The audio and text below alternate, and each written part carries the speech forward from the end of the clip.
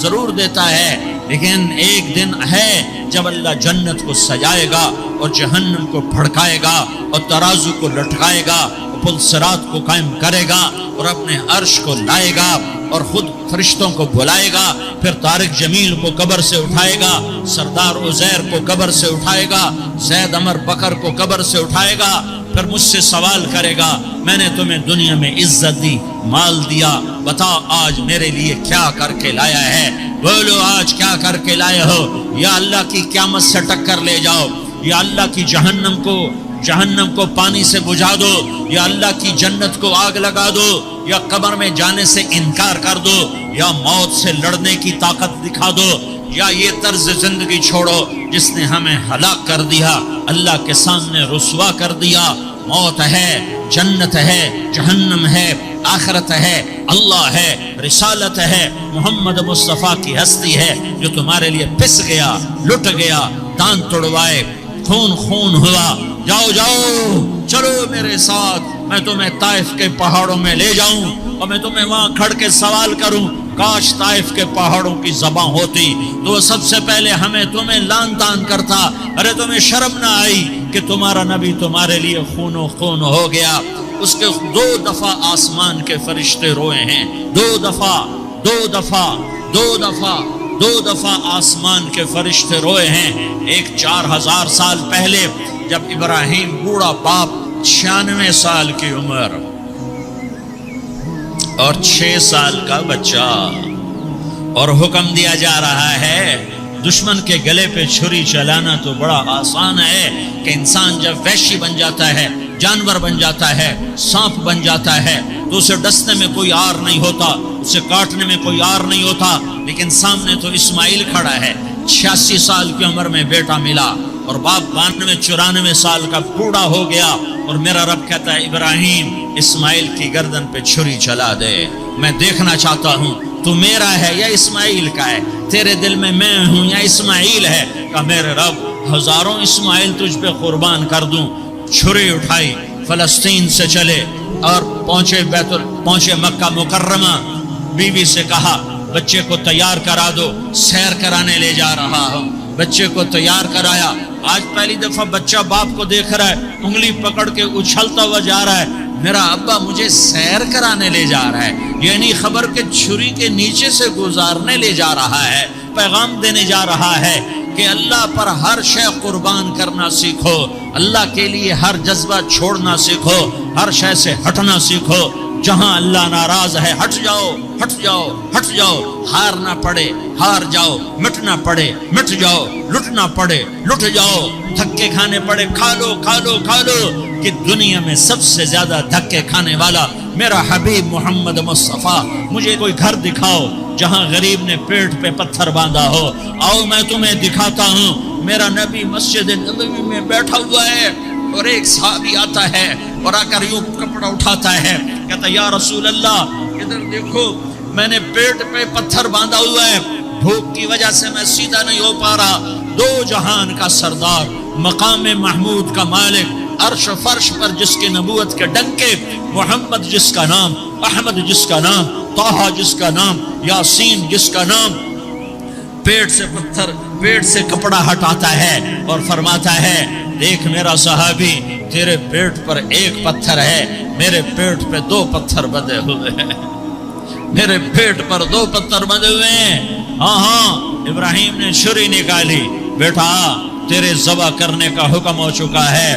بیٹا کہتا ابا جلدی کر، دیر کیوں کرتا ہے؟ ہاں ایسی اولاد بناؤ، ایسے باپ بنو، اللہ کے امر پر یوں قربان ہونا سیکھو۔ اور اب معصوم بچے کو حیران ہو کر ابراہیم دیکھتا ہے، بیٹا تجھے پتہ ہے میں کیا کہہ رہا ہوں؟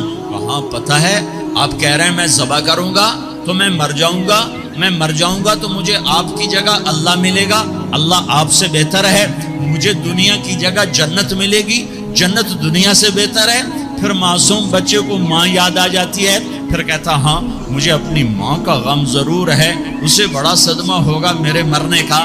تو اپنا گریبان کھولا اور کرتا اتارا، کہا ابا میں جب مر جاؤں تو یہ کرتا سنبھال لو، یہ میری ماں کو دے دینا، یہ میری نشانی اس کے پاس رہے گی، جب کبھی میں یاد آؤں گا میرا کرتا دیکھ لیا کرے گی، اور تو اپنے کرتے میں مجھے کفن دے کر ادھر ہی دبا دینا، مجھے ادھر مکے نہ لے جانا کہ میری میت کو دیکھ کر میری ماں کو بڑا دکھ ہوگا، مجھے ادھر دبا دینا۔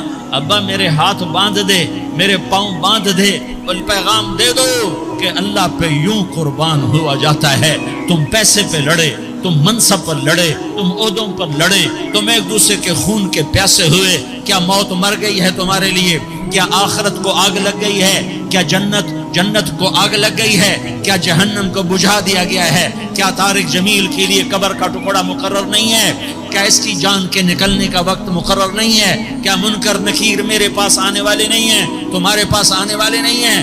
96 سال کا بوڑھا باپ بیٹے کے ہاتھ باندھ رہا ہے کسائی کی طرح، جسے بکرے کے ہاتھ پاؤں باندھتا ہے، پاؤں باندھ رہا ہے۔ پھر بیٹے نے کہا ابا مجھے الٹا لٹانا، سیدھا نہ لٹانا، کہیں تیری نظر پڑے اور تیرا ہاتھ کانپ جائے اور حکم ٹوٹ جائے، مجھے الٹا لٹا دے۔ وَتَلَّهُ لِلْجَبِينِ، الٹا لٹایا اور اپنا گوڈا ان کی کمر پہ رکھا اور ایسے ان کے سر کے بال پکڑ کر یوں سر اٹھایا، چھری کو نیچے سے گزارنے کے لیے، ایک ہاتھ میں سر کے بال، ایک ہاتھ میں چھری، گوڈا اس کی کمر پر، اور یوں آسمان کو دیکھا۔ ہائے ہائے، کائنات ہل گئی، ابراہیم کی نظر آسمانوں پر گئی، کیا فرشتوں میں ہلچل مچ گئی، فرشتوں کو کیا خبر کہ آگے کیا ہونے والا ہے؟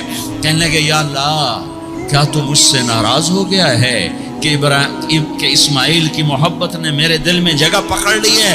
یہ لے تیرے نام پہ قربان کرتا ہوں۔ ناراض نہ ہونا، تجھ پر ہر شے فدا ہے، ہر شے قربان ہے، یہی لا الہ الا اللہ کا مطلب ہے۔ چھری چلائی، جب یہ کہا یا اللہ میں تیرے نام پہ اسماعیل کو قربان کرتا ہوں، 7 آسمان کے فرشتے زارو زار روئے کہ فرشتوں کو نہیں پتا آگے کیا ہونے والا ہے۔